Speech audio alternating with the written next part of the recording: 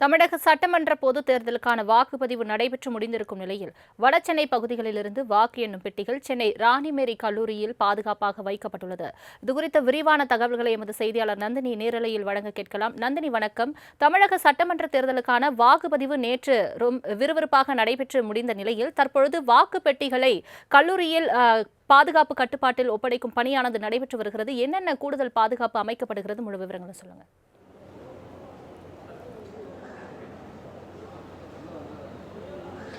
வணக்கம் சலோமி. தமிழக சட்டமன்ற தேர்தலுக்கான வாக்குப்பதிவானது நேற்று நடைபெற்று முடிந்த நிலையில் வடசென்னைக்கு உட்பட்ட பகுதிகளுக்கான வாக்கு இயந்திரங்கள் வாக்கு பெட்டிகள் பொறுத்தவரையில் சென்னை ராணிமேரி கல்லூரியில் தற்போது ஸ்ட்ராங் ரூமில் பாதுகாப்பாக வைக்கப்பட்டிருக்கிறது. குறிப்பாக வடசென்னை பகுதிக்கு உட்பட்ட ஆர்கே நகர், ராயபுரம், அதேபோன்று துறைமுகம், சேப்பாக்கம், திருவல்லிக்கேணி, திருவிக்கா நகர் உள்ளிட்ட 5 தொகுதிகளின் வாக்கு பெட்டிகள் தற்போது ராணிமேரி கல்லூரியில் பாதுகாப்பாக வைக்கப்பட்டிருக்கிறது. ராணிமேரி கல்லூரியை பொறுத்தவரையில் என்றால் சென்னையில் 3 இடங்களில் வாக்கு எண்ணிக்கை என்பது நடைபெறும். அதன்படி ராணிமேரி கல்லூரி, அண்ணா பல்கலைக்கழகம், அதே போன்று லயோலா கல்லூரியில் வாக்கு எண்ணிக்கை நடைபெறும்.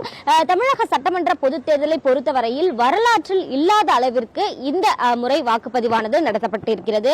குறிப்பாக 85% அதிகமான வாக்குகள் பதிவாகி இருப்பதாக தெரிவிக்கப்பட்டிருந்தது. இந்த நிலையில்தான் சென்னையில் மட்டும் குறிப்பாக 83.5% அதிகமான வாக்குகள் பதிவாகி இருக்கிறது. தற்போது வாக்கு எண்ணும் மையம் முழுவதுமாக கட்டுப்பாட்டிற்குள் கொண்டு வரப்பட்டிருக்கிறது. 4 அடுக்கு பாதுகாப்பு போடப்பட்டு வாக்கு பெட்டிகள் முழுவதுமாக பாதுகாப்புடன் இங்கு சீல் வைக்கப்பட்டிருக்கிறது.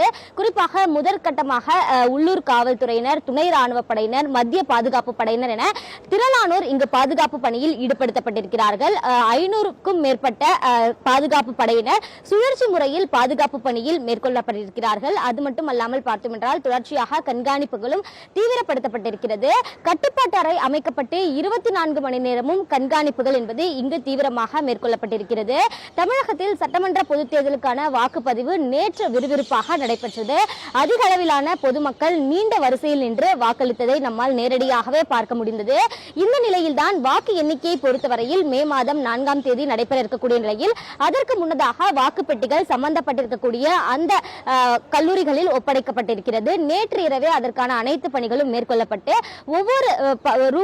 ஒவ்வொரு வாக்குப்பெட்டி வைத்திருக்கக்கூடிய அந்த ரூமும் முழுவதுமாக சீல் வைக்கப்பட்டு அதற்கு முன்னதாக துப்பாக்கி ஏந்திய போலீசார் தற்போது பாதுகாப்பு பணியில் ஈடுபட்டிருக்கக்கூடிய அந்த காட்சிகளும் நம்மால் பார்க்க முடிகிறது. குறிப்பாக ராணிமேரி கல்லூரியை பொறுத்தவரையில் 4 அடுக்கு பாதுகாப்புகள் போடப்பட்டிருக்கிறது. ஸ்ட்ராங் ரூம் முழுவதுமாக கட்டுப்பாட்டிற்குள் கொண்டு வரப்பட்டிருக்கிறது.